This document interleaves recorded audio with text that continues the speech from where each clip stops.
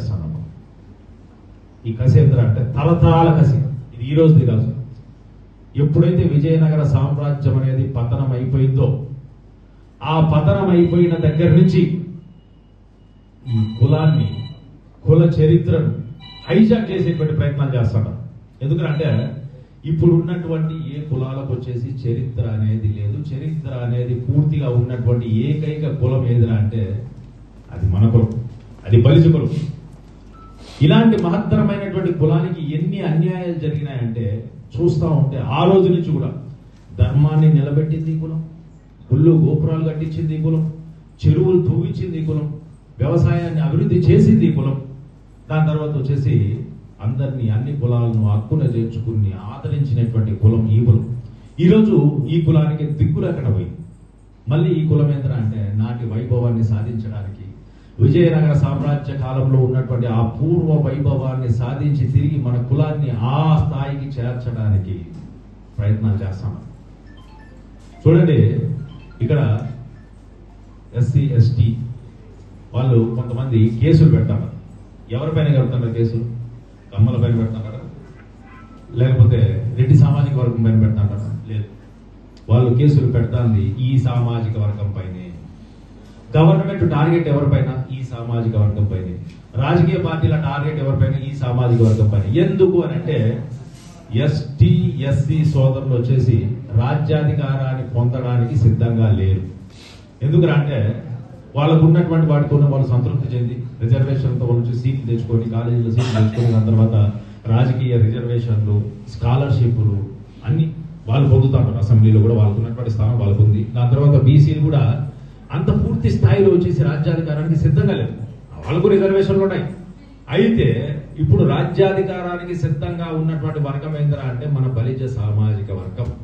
Next we are ready to occupy the seat, occupy the power. So that is the main issue. ఎందుకంటే వీళ్ళు రాజ్యాధికారాన్ని పొందడానికి ప్రయత్నాలు చేసి దాని గురించినటువంటి ప్రణాళికలు రచిస్తూ వీరు వచ్చేసి అనేకమైనటువంటి సంఘాలు పెట్టుకొని, అనేకమైనటువంటి మీటింగులు పెట్టుకొని, అనేకమైనటువంటి ప్రణాళికలతో వీళ్ళు ముందుకెళ్తున్నారు. కాబట్టి నిలువరించాల్సినటువంటి కులం ఏదైనా ఉందరా అంటే అది బలిజ కులం, కాపు కులం. కాబట్టి టార్గెట్ అనేది బలిజ కాపు కులం మాత్రమే. సో దాంట్లో భాగంగానే ఇప్పుడు రాయలవారి కులం యొక్క ప్రస్తావన గురించి యాదవులను ఉసిగొల్పి లేనటువంటి చరిత్రను వాళ్ళకి ఆపాదించి వాళ్ళని ఏం చేస్తారంటే రెచ్చగొడతారు. రెచ్చగొట్టి ఏం చేస్తారంటే మన కులంపై వదులుతారు. మళ్ళీ ఇంకోటి ఏంటంటే అప్పుడు ఏమవుతుందంటే యాదవులు కృష్ణదేవరాయలు అంటారు, దానికి సంబంధించినటువంటి చరిత్ర చూపించండి అని చెప్పేసి మనం వాళ్ళు కొట్లాడుకొని సావాలా, మనం వాళ్ళు కొట్లాడుకొని సాగితే మన మధ్య వచ్చేసి విభేదాలు రావాలా. మన మధ్య విభేదాలు వస్తే రాజ్యాధికారానికి మనకు సపోర్ట్ చేసేటువంటి కులాలన్నీ సపోర్ట్ చేయకుండా పక్కనికి పోవాలి. ఇది వాళ్ళ యొక్క టార్గెట్. నెక్స్ట్ టార్గెట్ ఏంటంటే రిజర్వేషన్. ఇప్పుడు బీసీ రిజర్వేషన్ కోసం మనం ప్రయత్నాలు చేసి ముమ్మరం చేసి పోరాటాలు చేస్తే మళ్ళీ ఏం చేస్తారంటే రాజకీయ పక్షాలు ఉన్నటువంటి రెండు కులాలే, ఆ రెండు కులాలే మన కులాన్ని వచ్చేసి రాజ్యాధికారానికి రానికుండా పోరాటం చేస్తున్నాయి. వాళ్ళు ఏం చేస్తారంటే మనం రిజర్వేషన్ గురించి, బీసీ రిజర్వేషన్ మనకు కావాలా, మాలో వచ్చేసి చాలా మంది పేద పిల్లలు ఉన్నారు, వాళ్ళందరికీ ఉద్యోగాలు లేవు, ఉపాధి అవకాశాలు లేవు, దాని గురించి మనం ఏం చేయాలని చెప్పేసి మనం రిప్రజెంటేషన్లు పోరాటాలు చేస్తే మనపైకి ఎవరిని ఉసిగొలుపుతారు? బీసీని ఉసిగొలుపుతారు. ఆ కమిషన్, ఈ కమిషన్, మంజునాథ్ కమిషన్ అని వేస్తారు. మళ్ళీ ఎందుకు ఉసిగొలుపుతారు? అప్పుడు వాళ్ళు చెప్తారు వీళ్ళకి బీసీ రిజర్వేషన్ ఇస్తే మీకు ఇబ్బందులు రా అని చెప్పేసి. అప్పుడు ఏమైతుంది? మనకు బీసీ వర్గాలకు వచ్చేసి క్లాష్, మళ్ళీ సేమ్ రిపీట్. ఇప్పుడు వచ్చేసి ఈ కులంలో చెట్టి బలిజ అని చెప్పేసి ఈడిగ కులస్తులను చేరుస్తారు. దాని తర్వాత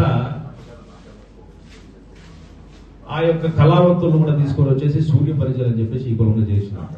ఇప్పుడు వచ్చేసి మన పోరాటం అనేది దొమ్మరి కులస్తులు తెచ్చి గిరి బలిజ అని చెప్పేసి మార్చినారు. అంటే ఈ కులస్తుల పైన మనం ఏం చేస్తాం? పోరాటం చేస్తాం. వీళ్ళు ఎందుకయ్యా మా కులంలో చేరుస్తున్నారు? మాది వచ్చేసి 56 దేశాలను ఏలినటువంటి చరిత్ర, 500 శాసనాలు కలిగినటువంటి ఒక గొప్ప చరిత్ర. ఈ చరిత్ర అంతా మాదుంది, వీళ్ళంతా మహానుభావులు, దాని తర్వాత పోరాట యోధులు అని చెప్పేసి మనం పోరాడితే అప్పుడు వాళ్ళు ఏమనుకుంటారు? చూడండి బా, వీళ్ళు బలిజాన్ని చేర్చిన దానికి మా పైన పోరాటం చేస్తారని గవర్నమెంట్ వీళ్ళని చూపిస్తుంది. బూచి చేసిన తప్పంతా వాళ్ళు, అది ఈ రోజు కాకపోయినా కానీ, రేపు కాకపోయినా కానీ, 1 సంవత్సరం కావచ్చు, 2 సంవత్సరాలు కావచ్చు, 5 సంవత్సరాలు కావచ్చు, పోరాటం మీద మొదలైంది. మొదలైనప్పుడు ఏమవుతుందంటే మనకు ఆ యొక్క మిగిలినటువంటి కులాలకు మధ్య ఒక తీవ్రమైనటువంటి అగాధాన్ని లోటు పెట్టేసింది గవర్నమెంట్, అన్ని ప్రభుత్వ పార్టీలు. అప్పుడు మనం వాళ్ళు కొట్లాడుకోవాలి. రాజ్యాధికారానికి మనం వేసుకున్నటువంటి ప్రతి ఒక్క స్టెప్ అనేటువంటి ప్రతి ఒక్క అడుగు దగ్గర వాళ్ళు వచ్చేసి విభేదాలు సృష్టించేసినారు. ఈ విధంగా వీళ్ళు ఏం చేస్తారంటే